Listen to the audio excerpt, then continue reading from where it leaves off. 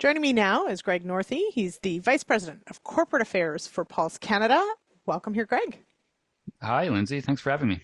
All right, so Pulse Canada, the Canola Council of Canada, and Cereals Canada have all gotten together and written an op-ed. We've got it up at realagriculture.com.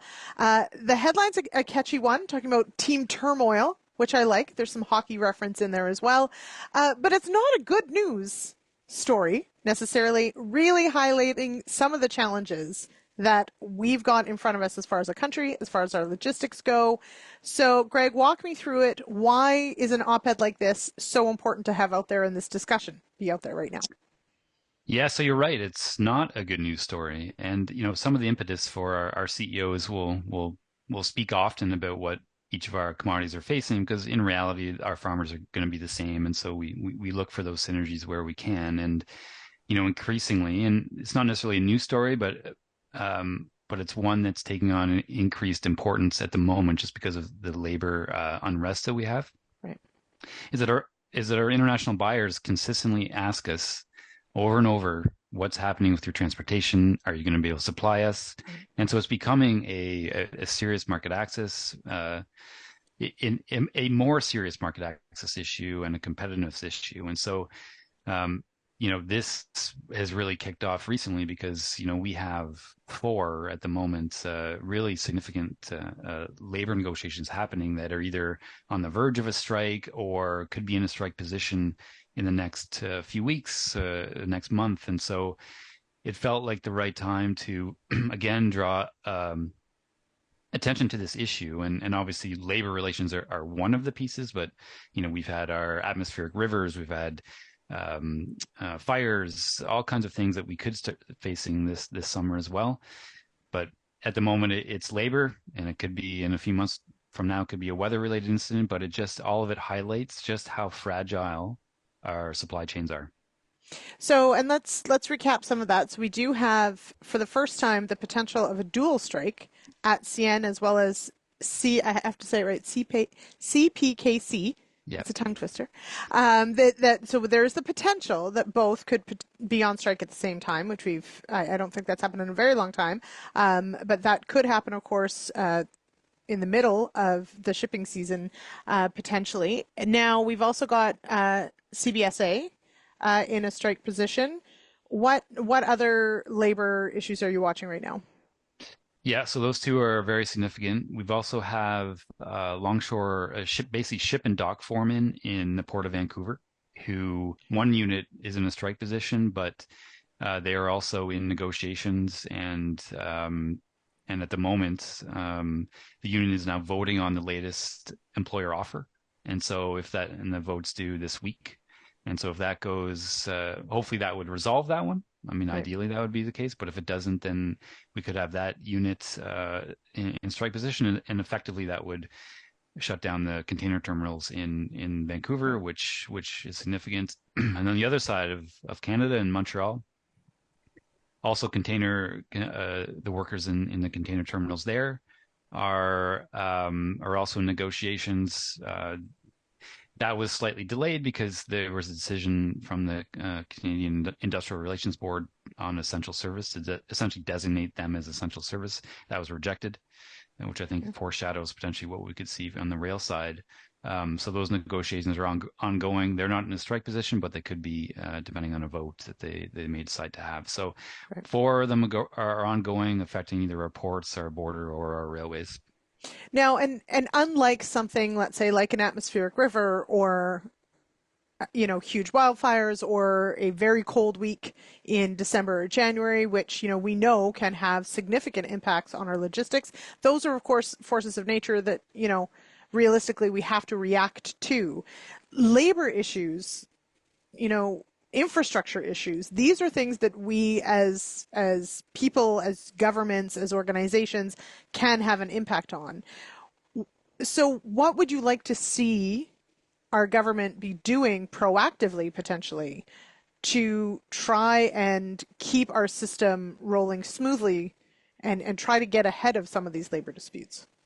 Yeah, and you're exactly right, and that's why the op-ed was really focused on team turmoil, and that when it comes to labor relations, the government has a large role to play. They set the framework by which the two sides will negotiate, and they set the mediation. And so while the two sides will use those pieces, we really have to start to look at whether there needs to be some changes potentially in how those are addressed. And obviously, the focus is on coming to a negotiated outcome. And in this case, it's both the union and the employer that have to come to the table in good faith. And a lot of the time, we don't necessarily, or at least the perception is because there's so much strife that there seems to be a lot more, there's less ability for the two sides to come together. And so the government has a lot to bring to bear on that process, whether it's directly intervening or whether it's being there and making sure that they're offering the mediated negotiations as much as they can. So, it's to some extent it really is government letting both sides know of the impact that this can have. Obviously agriculture impacts us a great deal, but this is a whole Canada-wide economy issue, right? And so it's a bigger issue. And so, government needs to be there, and we're really trying to draw attention to that, where the more that producers more are speaking to their MPs, really raising this issue that labor is an own goal when we fail on negotiations, and that government needs to be there. MPs need to be stepping up and need to be thinking about how government can take a more proactive role in that. Yeah, and that's the focus. You're right in that when it comes to a weather thing, ideally that's when we really show good teamwork and that everyone in the supply chain is working together to try and resolve those issues. And to some extent, I think in the past we've shown that, but this is one that it's just particularly frustrating for everybody because labor relations don't necessarily have to be this bad, but we really are at a difficult moment.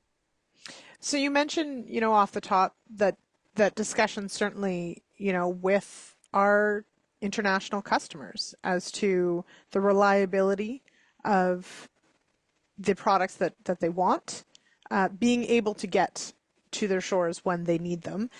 How significant is that concern for different customers? It's very significant. It comes up pretty much, well, it's tough to say all the time, but incredibly consistently, especially in markets where we face competition, in that people really like Canadian product, but it's one thing to like it. If they are not going to get it reliably, then they look elsewhere.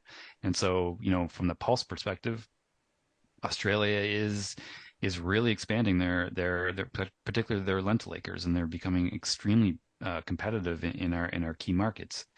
And so we have to up our game. And if one of the things that is preventing us from being competitive is as basic as our supply chains not being able to get to them, it's a problem. And so we view it, we see it all the time. I know the cereal side see it. I know canola sees it all the time from their key markets. Like, what's going to happen this year with your supply chain? Are you going to be able to supply us?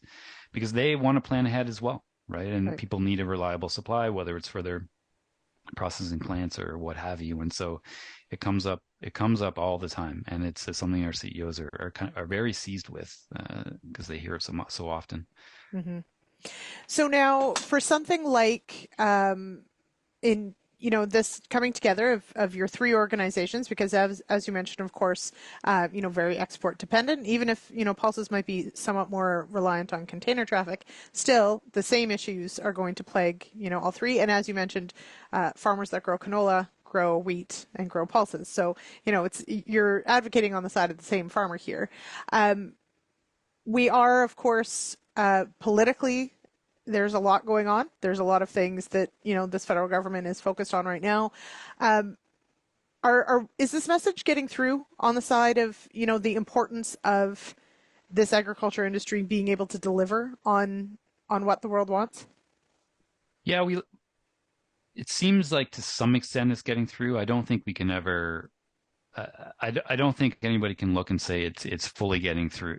Getting through, but there are signals. I mean, what the government did as far as asking for essential services to be considered on the rail side, where they sent that to the government body that deliberates on that, was a clear signal that they are concerned about this idea both railways going down to a strike. And so I think they understand broadly because they have seen the impact of other strikes that we've seen. Um, but it's clear to us that that the message needs to be delivered consistently and basically all the time, especially over the next 2 months to government. And that because people quickly forget another issue will come up, and we find that particularly if it is, say, farmers at the speaking to their MPs, particularly, or our associations working through our companies or anything else to deliver them to the message in Ottawa, it needs to be very, very consistent because it becomes very easy for the next issue to come. And I wouldn't say that it's always the agriculture message or the understanding in agriculture, the understanding of the impact is something we always have to deliver more and more. I think to decision makers because there is a gap between the understanding of agriculture and many of our government officials these days, particularly because of the way constituencies break down. So our view is that we can never rest on something like this. Mm-hmm. Also, one of those big picture things that I don't know that there's any one solution to it either. So, rather Absolutely complicated. not. No, Yeah. no, it's extremely especially with labor, it's extremely complicated. There's two Yeah. sides to this, right? And so, there's things we're not privy to on the various games that both sides are playing with each other, but the reality is that we're the ones that are impacted by those games, and so we need to speak up about it. Mm-hmm. Absolutely. All right, Greg, thank you so much for joining me here on Real Agriculture. I do appreciate it. Thanks, Lindsay. Really appreciate your time.